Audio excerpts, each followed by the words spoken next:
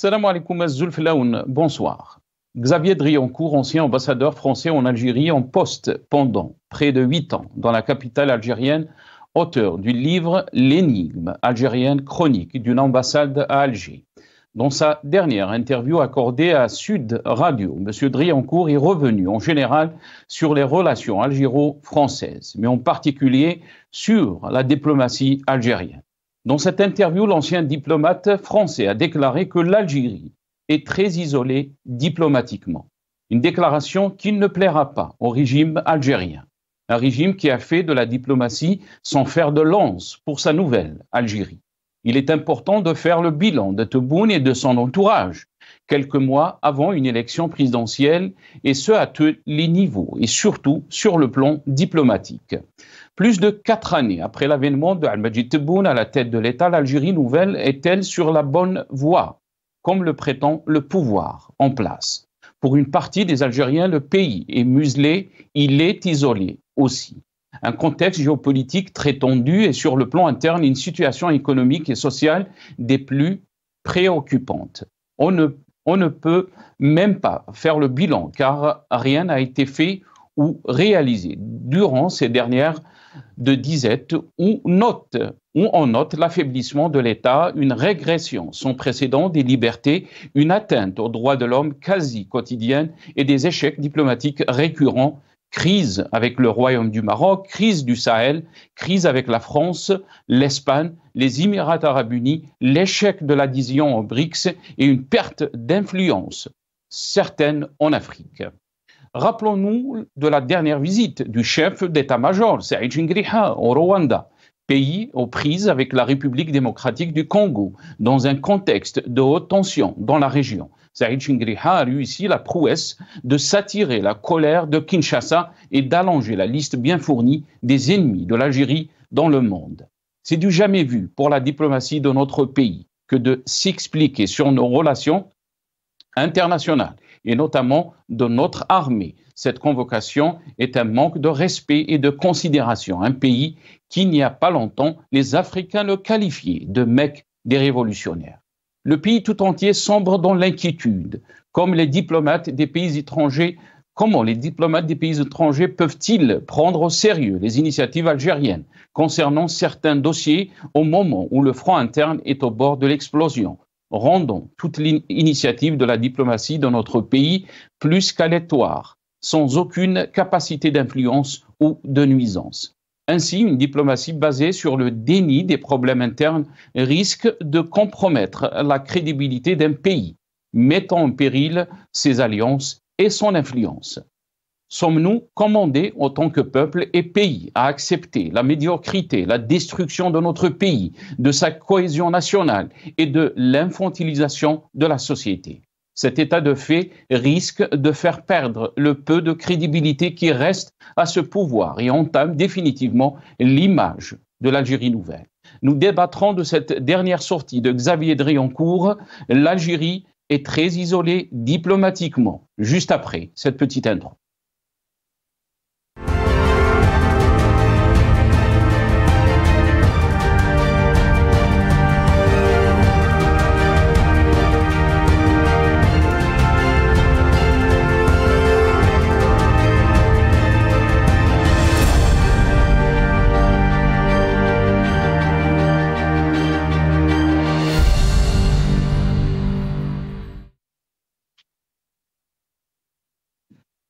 Xavier Drioncourt, l'Algérie est très isolée diplomatiquement. C'est le titre de notre émission pour ce soir. Et pour en parler, j'aurai le plaisir d'accueillir dans cette émission Dr Karim Naïtou Slimane, qui est auteur universitaire et militant politique. Il sera avec nous depuis Paris par téléphone et je pense qu'il est avec nous. Dr Karim Naïtou Slimane, bonsoir.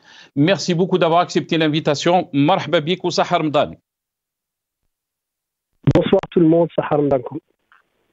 Merci Karim Naïtou Slimane. On aura aussi le plaisir d'accueillir depuis Paris aussi, via Skype, Lies Djbaili, ingénieur, économiste, militant politique. Il est avec nous depuis Paris, donc via Skype. Lies Djbaili, bonsoir. Merci beaucoup d'avoir accepté l'invitation. Marhaba bik ou Sahar Ramadankoum. Merci Nasser, Sahar Ramadankoum et mes salutations à tout le monde. Kalim Slimane et puis toute l'équipe de Maralevia qui assure la transmission du live. Merci. Barakallahu fik. Marhaba bik, Elias. Merci d'avoir accepté l'invitation. On aura aussi depuis Alger Jamel Gessoum, président du Parti du Rassemblement des Algériens de France. Il sera avec nous aussi via Skype, espérons, donc depuis Alger. Karim Slimane, je vais commencer cette émission avec vous, si c'est possible. Avant de vous donner la parole, on va écouter, bien sûr, qu'est-ce qu'il a déclaré Xavier Drioncourt, dont l'ancien ambassadeur de France à Alger. Donc, on écoute ce qu'il a déclaré dans cette dernière interview accordée donc à Sud Radio. Et je reviens juste après, à mes amis.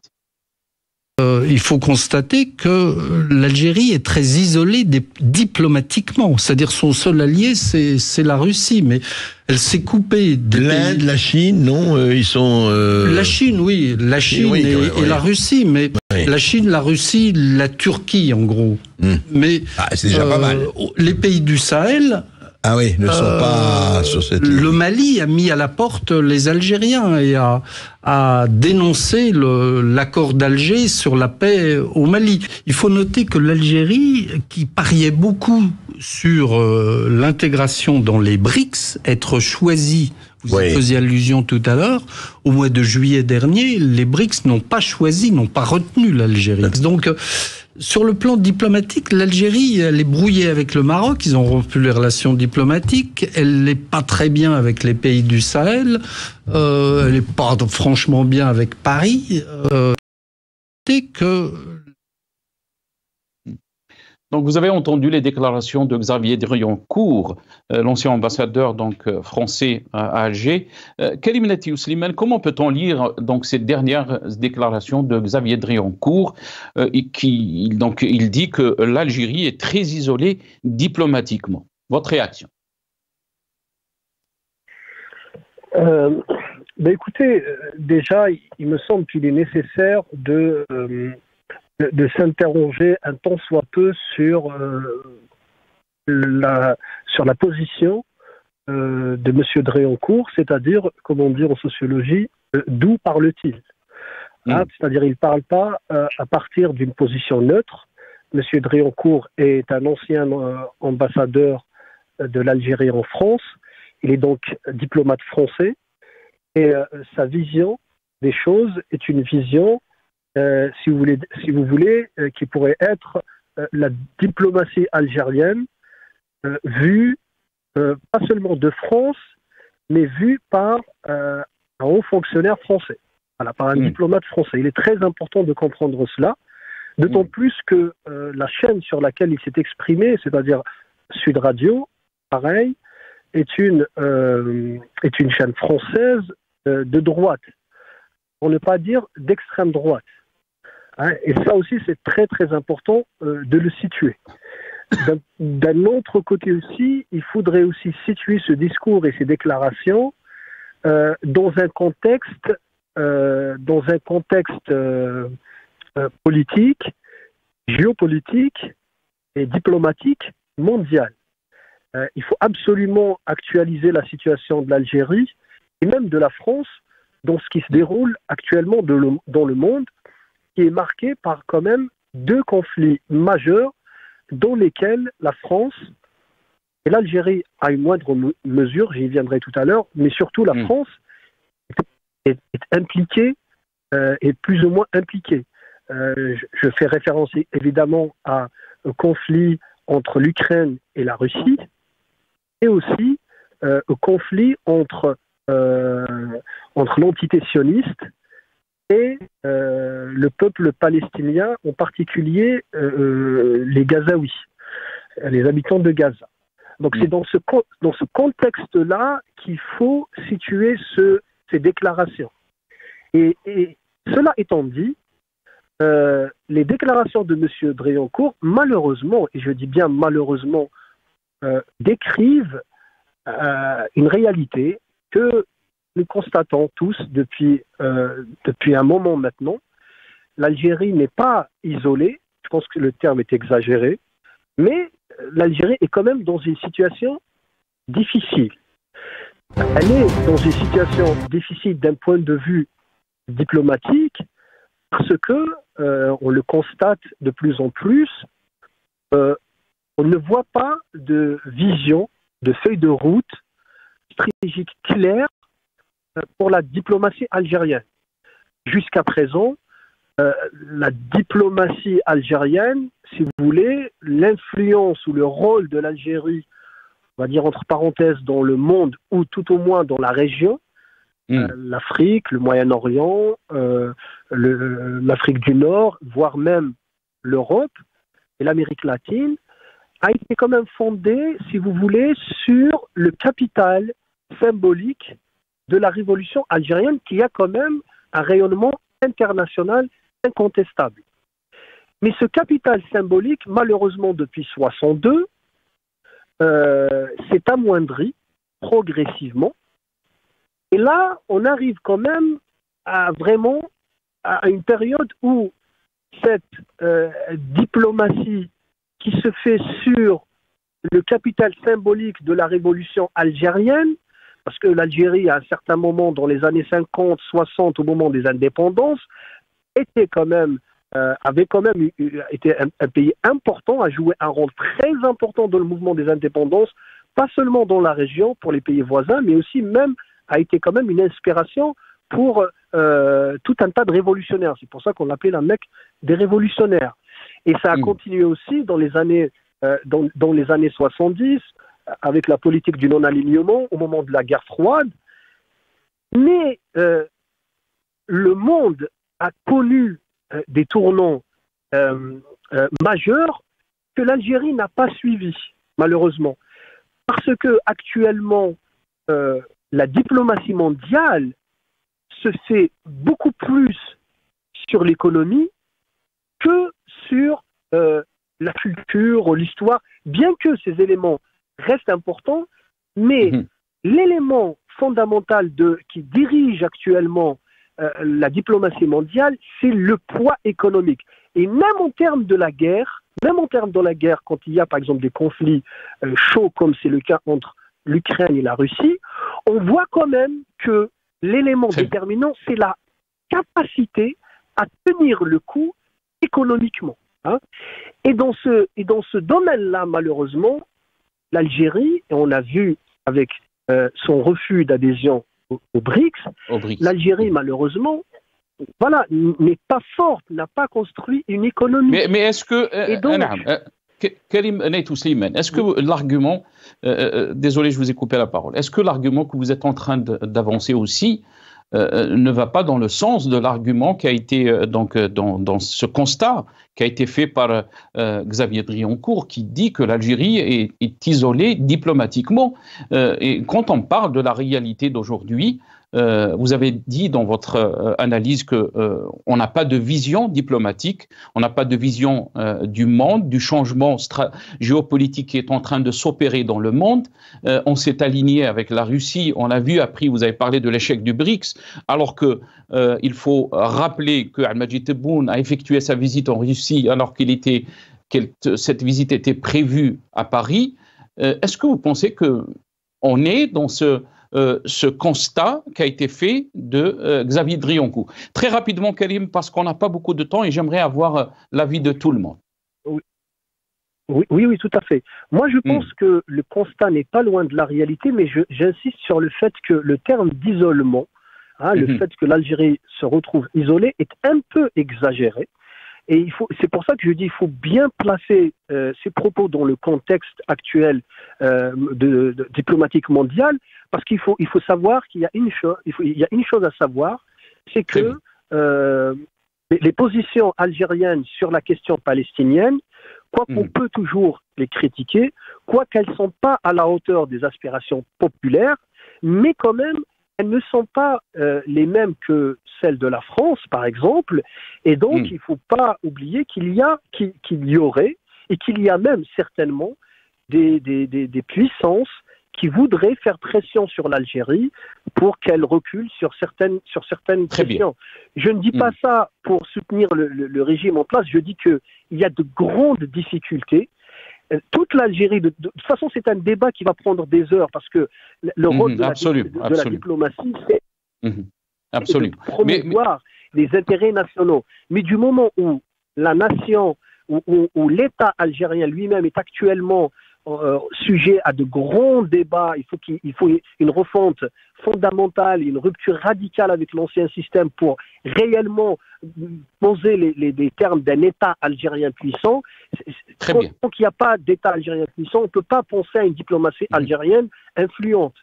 Absolument. Très bien. Reste avec nous, Karim Nait Slimane. Elias Djbeili, je vais revenir à vous. Est-ce que vous pensez donc que c'est un constat qui a été fait donc par un diplomate qui connaît l'Algérie? Il faut rappeler qu'il a été ambassadeur pendant 2 périodes, pendant 2 épisodes, presque 8 ans de service donc à Alger. Il connaît très bien l'Algérie, les Algériens aussi. Ou c'est un acharnement contre l'Algérie, alors que si on analyse la situation de notre diplomatie, le bilan parle de lui-même. On a beaucoup de crises, on a beaucoup de difficultés, beaucoup de problèmes avec des pays voisins, mais aussi d'autres pays. On peut parler d'échecs, comme l'échec du BRICS, alors qu'on est allié de la Russie. La Russie qui a un poids dans ce groupe de BRICS.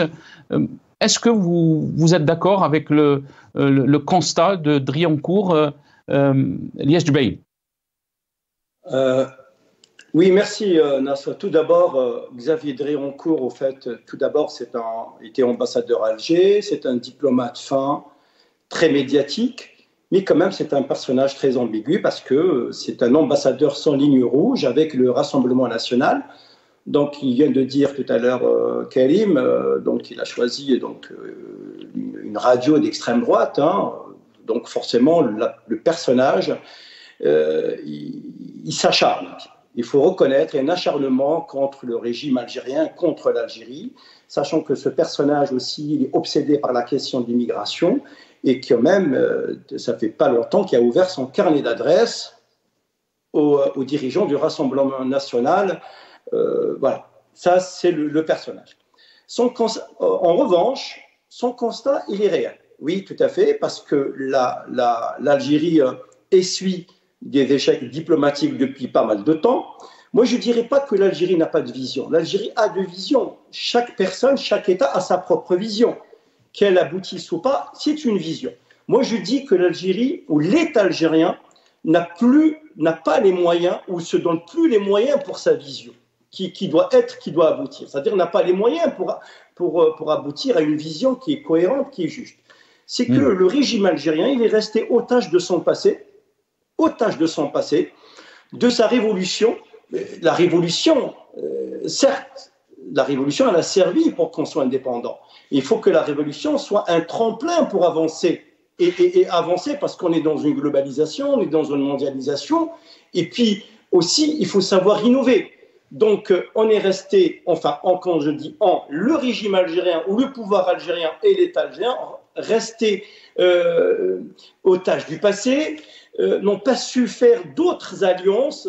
Ils ont toujours utilisé la politique du chéquier. Et on sent qu'il y a une glissade, une pente vertigineuse vers le bas. Par rapport à la question du Sahel, quasiment 2 pays, quasiment les relations sont en dents de scie. Le Mali, la profondeur stratégique de l'Algérie aussi, le Mali on a des relations diplomatiques très très difficiles avec lui.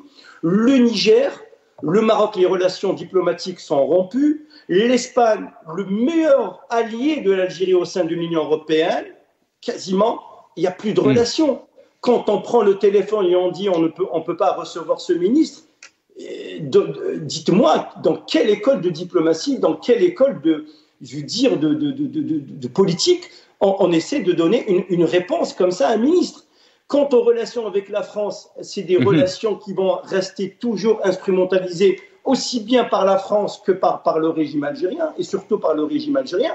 Donc, la position par rapport à la Russie, quand on va en Russie et on dit qu'à Poutine, c'est l'ami de l'humanité, sachant que quand même les Ukrainiens, c'est eux qui entretiennent le matériel militaire des Algériens, et on se demande aussi comment cette politique est mise en place. Aussi, les Émirats arabes unis, aussi, à chaque fois, les Émirats arabes unis, le Qatar, l'Arabie saoudite et la Jordanie, qui ont organisé l'organisation du sommet de la Ligue arabe, alors même pas l'Algérie a été conviée, alors que l'Algérie a milité pour que la Syrie réintègre le siège. On voit bien que c'est un problème de diplomatie, un problème de vision parce que les moyens ne sont pas mis en place, aussi parce que aussi le régime algérien, le pouvoir algérien ne sait pas tenir ses promesses. C'est une question de promesses. Pourquoi elle a été éjectée, elle n'a pas été refusée des BRICS, sachant que l'Afrique du Sud, en 2010, a été acceptée sur des critères politiques et pas sur des critères économiques. Quand on accepte l'Argentine, qui je veux dire, c'est un pays ultra endetté, et quand on a quand même l'Éthiopie qui commence un petit peu à avoir une économie viable en Afrique, on les accepte, et l'Algérie, disons, le poids lourd de l'Afrique du Nord, on se pose des questions. C'est une question avec nous, de moyens. Très bien. Vous avez parlé de vision, Ilyas Jubaili. On va revenir sur cette question, bien sûr. On va juste vous faire passer ce tweet, si on peut dire, donc de Xavier Driancourt, qui avait donc publié auparavant. On s'achemine vers une nouvelle crise franco-algérienne avec toujours les mêmes ingrédients, l'histoire, les visas, la mémoire, sur fond de turbulences politiques et crise migratoire. Donc, bien sûr, dans cette interview, ce dernier interview de Xavier Driancourt, il avait parlé donc de la visite potentielle donc de Abdelmadjid Tebboune en France, qui a été reportée plusieurs fois. On va écouter ce qu'a déclaré par rapport à cette question Xavier Driancourt. Enfin, espérons, la visite d'un certain président algérien. Oui, il y a eu un communiqué de l'Élysée vers 19h, selon lequel, je le lis, le président algérien Abdelmadjid Tebboune effectuera une visite d'État en France fin septembre, début octobre, a annoncé l'Élysée lundi, à l'issue d'un entretien téléphonique entre M. Tebboune et le président Macron.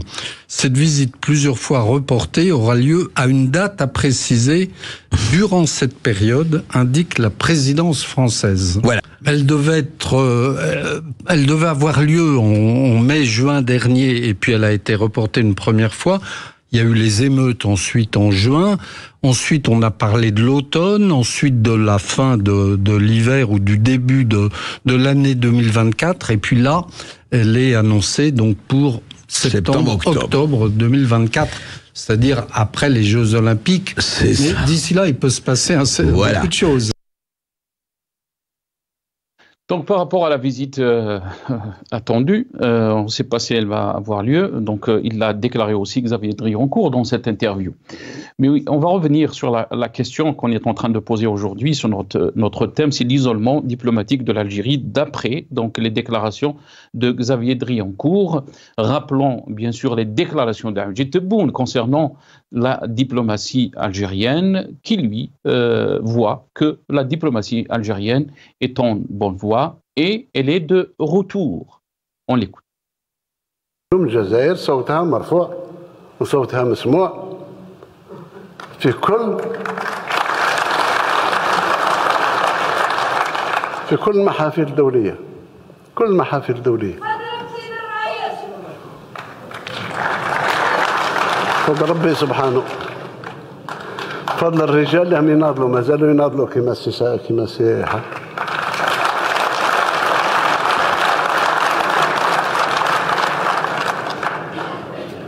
جاهد في 54 وما زال يجاهد.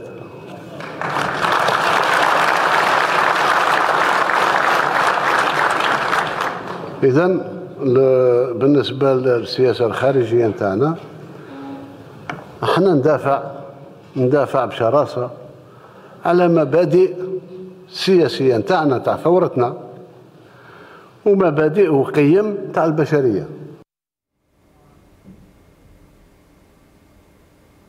Donc, parler de la diplomatie algérienne et de la place de l'Algérie, il ne faut pas oublier aussi que Majid Tebboune a qualifié l'Algérie de Qouwa Dhariba, la force de frappe.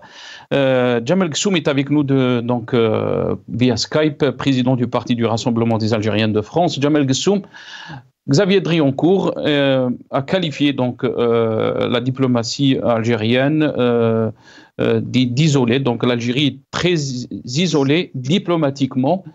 Qu'est-ce que vous en pensez, surtout quand on voit que l'Algérie a pas mal de problèmes avec des pays voisins, mais des pays aussi, d'autres pays comme l'Espagne, comme un peu la France, si on peut dire, des hauts et des bas, mais aussi le Royaume du Maroc, dernièrement donc les pays du Sahel, le Mali, le Niger et d'autres pays. Djamel Ghssoum, marhaba bik. Merci pour cette invitation en direct d'Alger. Alors, ce que j'aimerais dire, il y a 3 sujets qui m'occupent ou qui me préoccupent. Tout d'abord, Monsieur Drioncourt, Ilyes Djebali a rappelé quelques éléments que j'allais moi-même rappeler, et j'ai l'impression que Ramadan ftahlou l'aynin, c'est très bien, sur la question du fait que, vous savez, ce n'est pas quelqu'un qui frôle l'extrême droite du Rassemblement national de Jean-Marie Le Pen qui a pratiqué la torture en Algérie, qui va venir quand même nous dire ce que nous devons faire et qui serait là. Donc, vous savez, j'ai du mal à comprendre un peu la capacité d'analyse de certains qui n'ont pas la présence d'esprit que se dire que ce n'est pas parce qu'une vérité est dite que celui qui l'a dit est sincère dans ses propos. Lorsque, vous savez, Xavier Drioncourt, moi ça me fait penser un peu à un pédophile qui vous dirait comment éduquer votre enfant de la bonne manière, qui serait entendu par tout le monde, mais vous diriez, mais c'est pas grave s'il est pédophile. Non, c'est exactement la même chose. Donc j'évacue de fait toute Mais Djamel Ghssoum, c'est pas pour vous couper la parole. Quand on voit la situation de la diplomatie dans notre pays, on fait un bilan de cette diplomatie, on constate qu'on a des problèmes avec plusieurs pays. C'est la première fois que notre diplomatie est arrivée à ce point, des crises un peu partout. L'échec du BRICS, alors qu'on a soutenu la Russie. Et même Majid Tebboune, quand il s'est rendu à Moscou, il avait qualifié Vladimir Poutine de l'ami de l'humanité. Est-ce que vous pensez aussi que c'est notre politique, c'est notre façon de voir le monde qui fait défaut, Djamel Ghssoum? Oui, vous savez, j'y arrive à ça, mais j'y arrive sur la question diplomatique qui doit être vue et analysée de manière pratique et pragmatique. Je dis simplement que vous diffusez un interview de Xavier Drioncourt, je vous dis simplement c'est tout ce que je dis, ni plus ni moins. Donc, mais Xavier Drioncourt, Xavier Drioncourt a servi presque 8 ans de son service en tant que diplomate en Algérie. Donc il connaît l'Algérie, il connaît les Algériens, il connaît le système algérien. Non, quand il a servi, on ne savait pas qu'il était du Rassemblement national et qu'il était d'extrême droite. Donc, ne me dites pas... Il n'est pas d'extrême droite, c'est un conseiller aux affaires de l'immigration, donc aux affaires migratoires. Il est conseiller aussi pour d'autres partis de droite. Non, il a très bien rappelé. Il a dit exactement ce que j'allais dire.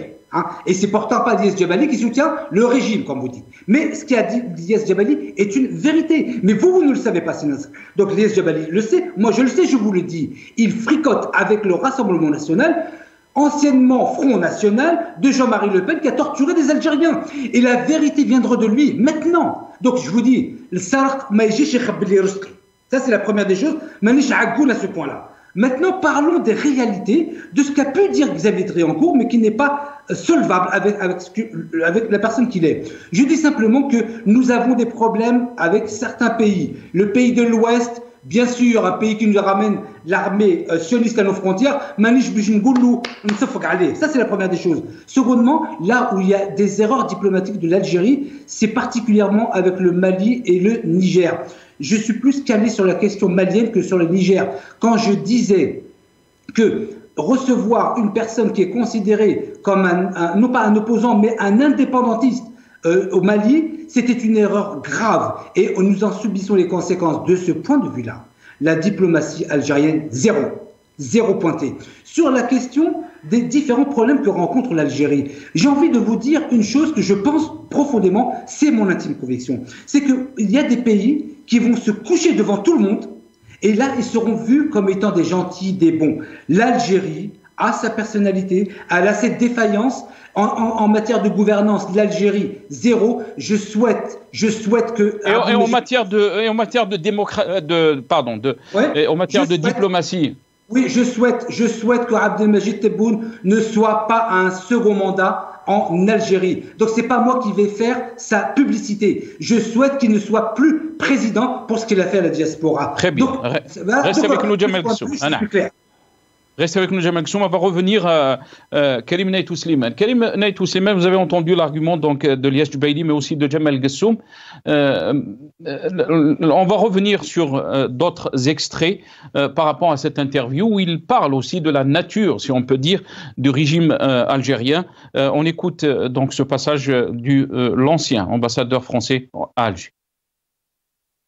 Il faut savoir aussi que la clé de voûte du système politique algérien, c'est quand même l'armée. Oui, bien sûr. Et l'armée algérienne, elle estime être la détentrice légitime de la guerre d'indépendance, de la guerre d'Algérie, et que, en raison de cette légitimité et du rôle qu'elle a joué pendant la guerre, c'est à elle de décider qui exercera et dans quelles conditions sera exercé le pouvoir en Algérie. C'est l'armée qui joue un rôle fondamental dans la politique intérieure algérienne et qui estime avoir un droit de regard sur la vie politique algérienne. Mais l'armée rappelle toujours que le dogme, c'est que elle a été la glorieuse armée de libération nationale. Nous, le pouvoir, c'est nous la direction, c'est nous le gouvernail et les commandes. C'est comme ça que ça se passe, en tout cas jusqu'à présent, et je ne vois pas de raison que ça change dans l'immédiat. La dernière occasion pour changer, c'était pendant le Irak, et on a vu comment ça s'est terminé. Karim Naïtou Slimane, pour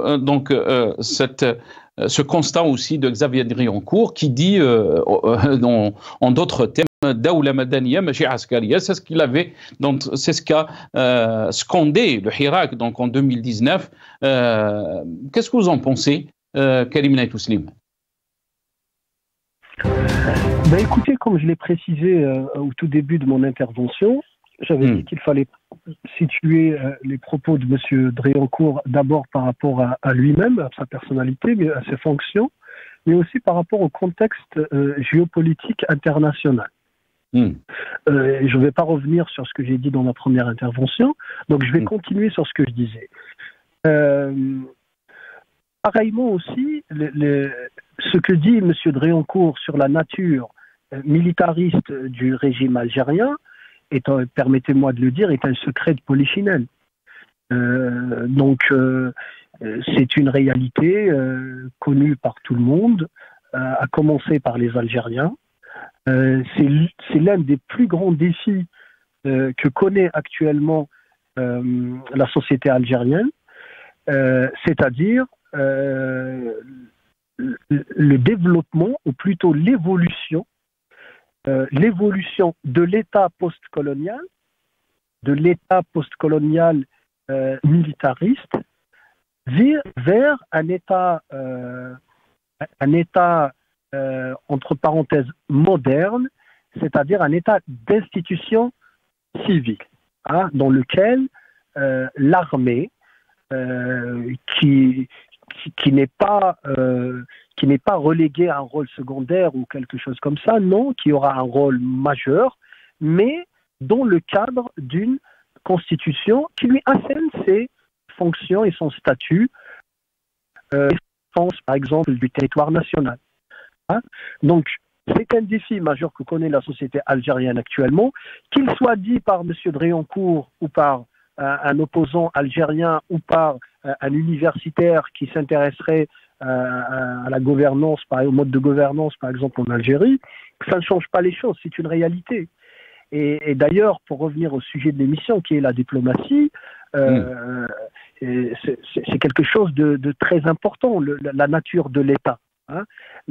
Parce que quand on voit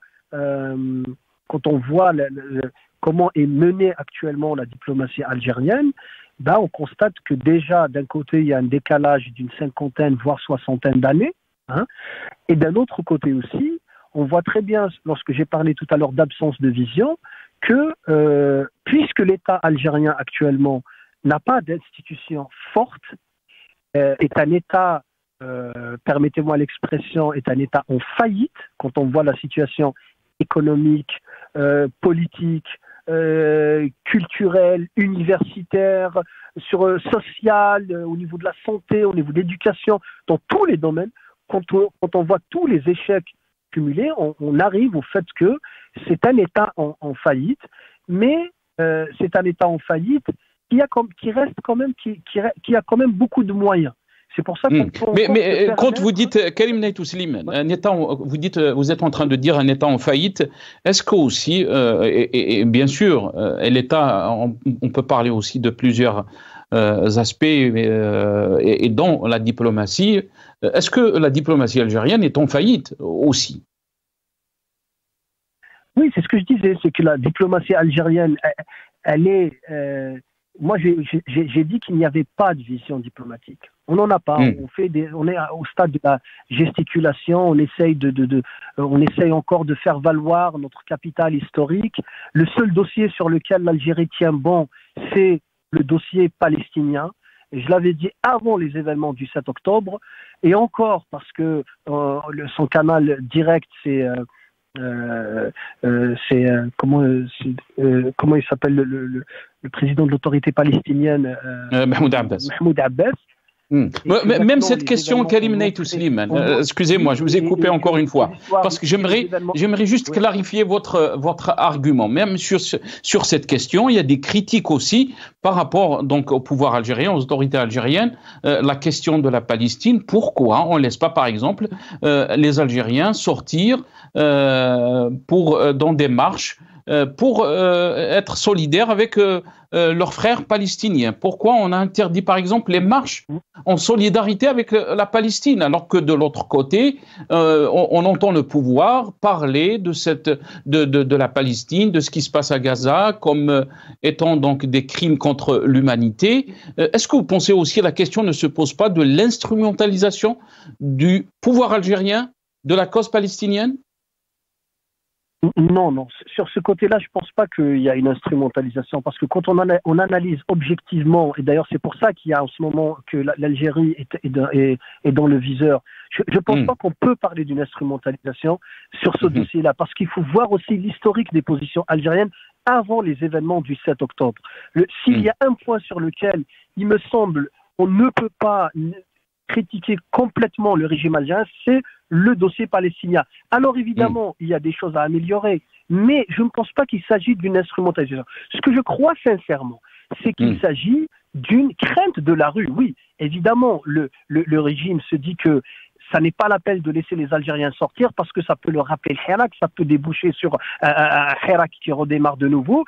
Puisqu'ils sont en train de faire les choses au niveau diplomatique, ils sont en train de faire ce qu'il faut faire.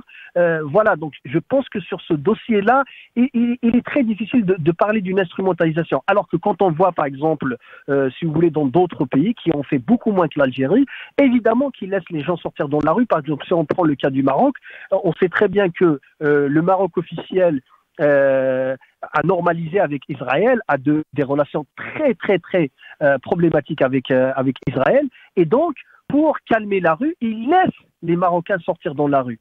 Donc ce sont deux situations complètement différentes. Ce que fait l'Algérie sur ce dossier n'a rien à voir avec ce que font beaucoup de pays de la région. Mais pour revenir à ce que je disais sur la diplomatie algérienne en général, je disais qu'il faut déjà revenir au rôle fondamental de la diplomatie. C'est quoi? La diplomatie, c'est sauvegarder et promouvoir les intérêts nationaux. Or, dans la situation algérienne, l'État algérien actuellement est problématique. C'est un État en faillite. Et quand je dis que c'est un État en faillite, j'emploie un terme de science politique. C'est un État en faillite qui n'a pas les moyens. L'Algérie actuellement tient par les hydrocarbures, donc Dieu soit loué. On a encore des ressources, et ce qui fait qu'on ne dépend pas forcément ni de nos voisins, on ne dépend même pas de notre diplomatie, parce que les gens ont toujours besoin de gaz, et de pétrole. Donc nous, on est là. Par contre, le jour où les choses vont changer réellement de ce côté-là, là, nous aurons des difficultés. Et c'est pour ça, d'ailleurs, qu'on peut même se permettre, l'Algérie actuellement est l'un des rares pays au monde qui peut se permettre de ne pas avoir une économie, de vivre sur l'informel. L'Algérie, la monnaie algérienne n'est pas convertible. L'Algérie est complètement déconnectée du système financier mondial. Je ne dis pas que forcément c'est une mauvaise chose, mais c'est pour décrire la situation. Est-ce que Karim Naïtou Slimane, parce que ce que vous êtes en train de dire est important aussi, mais la question qui s'impose, est-ce qu'on a les moyens de continuer de gérer l'Algérie de cette façon? 10 secondes, parce qu'on est pressé par le temps, c'est quel? Oui, quand il y a le gaz et le pétrole, ils peuvent faire ce qu'ils veulent. Tant qu'il y a du gaz et du pétrole, ils peuvent faire ce qu'ils veulent. Donc, il n'y a pas... la seule chose qui pourrait poser problème plus tard, et j'ai déjà parlé de ça dans mes précédentes vidéos, ce qui pourrait poser problème plus tard, c'est cet affrontement entre, si vous voulez, la Chine et la Russie, et surtout la Chine et les États-Unis. Et cette fausse animosité qui a été créée entre l'Algérie et le Maroc et qui pourrait se transformer plus tard à une guerre, si vous voulez, téléguidée depuis la Chine et les États-Unis. Voilà. Donc ça pourrait poser problème plus tard. Mais tant que la situation régionale est plus ou moins contrôlable et qu'il y a encore du pétrole et du gaz, ben écoutez, le régime algérien n'a pas besoin de plaire à tout le monde, malheureusement. Et c'est un constat de fait. Très bien, très bien. Alors, tant que les prix aussi, Karim Naïtou Slimane, sont toujours élevés par rapport donc au pétrole et au gaz, parce que ces prix peuvent chuter, ce qui peut provoquer bien sûr une crise économique en Algérie. Lies Djubaili, très rapidement, donc, on a entendu aussi sur la nature, les déclarations de Xavier Driancourt sur la nature du régime algérien, que l'armée est au cœur de ce pouvoir algérien, c'est elle qui décide. Est-ce que vous pensez que c'est pas ça le nœud ou le clé de voûte, comme ça a été qualifié donc par Xavier Driancourt, de ce qui fait défaut en Algérie? Et là, on est en train de parler de la diplomatie. Lies Djubaili. Oui, mais absolument. Enfin, je vais essayer un petit peu d'analyser très vite parce qu'il faut du temps, mais bon. Oui. Et c'est ça le problème. Parce qu'on doit respecter l'adhan. Si vous pouvez faire vite. D'être succinct. Mais non, mais c'est une réalité. La nature du régime, c'est une façade civile, mais derrière, il y a le sérail militaire. C'est lui qui gère quasiment l'Algérie, aussi bien sur le plan politique, sur le plan économique. Tous les leviers économiques sont sous l'emprise des barons de l'armée. Donc, quasiment, c'est des échecs sur le plan social, la destruction du tissu social algérien. Sur le plan économique, on a une économie rentière, non seulement rentière, informelle, ainsi de suite, et une économie, je veux dire, à la ramasse. Je ne dis pas qu'elle est en faillite parce que heureusement qu'on a les hydrocarbures pour tenir un peu l'Algérie, mais jusqu'à quand? Jusqu'à 2030, on sera 50 millions d'habitants. En 2030, on sera 50 millions d'habitants. Tout ce que nous produisons, nous consommons quasiment 50% de ce que nous produisons. Forcément, les 50% restants vont être utilisés pour l'exportation, sachant qu'on aura des exportateurs hydrocarbures concurrentiels. Donc, moi, j'aimerais bien savoir comment nous allons alimenter les caisses du trésor public. Autre chose, sur le plan diplomatique, c'est un échec cuisant. Tout ce qui a été entrepris, c'est un échec. Pourquoi? Parce qu'il n'y a pas une vision. C'est parce qu'il n'y a pas une ligne directrice qui est tracée. Le président décide à sa manière, les militaires décident de leur manière. Nous avons deux clans qui gèrent ce pays. On ne sait pas quel est le clan qui domine quel clan. On ne sait pas. Quasiment, l'Algérie est gérée, je veux dire, est gérée à vue. C'est ça la réalité. Maintenant, très bien. Est-ce que le... Vas-y, Elias Khoui. Je vous laisse 10 secondes, très rapide. Non, c'est ça. Donc, maintenant, ce que dit M. Driancourt, c'est une vérité. Je pense, avant qu'il dise cela, l'Algérien lambda, que ce soit dans le nord, dans le sud, il est au courant de la situation. Maintenant, merci. que fait le peuple? C'est ça. Merci Ilyas Jubaili, barakallahu fik. On s'excuse parce qu'on est pressé par le temps de l'adhan, la ghalib. Très rapidement, Jamal Gessoum, le point qu'a soulevé Ilyas Jubaili est très important. Le problème qui se pose maintenant, de quel côté, si on peut dire, qui c'est qui gère cette diplomatie? Est-ce que c'est une question donc c'est l'armée qui gère notre diplomatie? Est-ce que c'est Majid Tebboune? Est-ce que c'est le ministère des Affaires étrangères qui gère la diplomatie algérienne? Est-ce qu'on navigue à vue? Très rapidement, Jamal Gessoum. On va revenir, Inch'Allah, dans d'autres émissions par rapport à ces questions. On vous donnera plus de temps. D'accord, très bien. Très rapidement, M. Driancourt a parlé de démocratie, d'autres aussi, je le dis et je le redis dans le contexte actuel. Daoula askariya ou machi madaniya. Li ajbou l'hal, yajbou, li ma yajbouch ken l'hit. Ça, c'est la première des choses. Secondement, et c'est là où je me distingue, c'est que tout ce que je demande à l'Algérie, c'est qu'en janvier 2025, que je ne vois plus le président de la République algérienne, Abdelmajid Tebboune, que je ne le vois plus président. C'est tout ce que je souhaite pour une raison très simple. Le président de la République a rompu un pacte qui existait depuis des siècles. Il considère aujourd'hui et légalement la diaspora comme étant les bâtards de la nouvelle Algérie. C'est bien comme cela qu'il le produit. Donc de ce point de vue, je ne défendrai pas le président de la République que je souhaite ne plus jamais voir en tant que président de la République. À côté de ça, désolé, Jamal Gessoum, on va vous donner plus de temps, Inch'Allah. Merci, chers téléspectateurs, d'avoir suivi cette émission. Ya'tikum saha, saha fturkum, bqaw ala khair.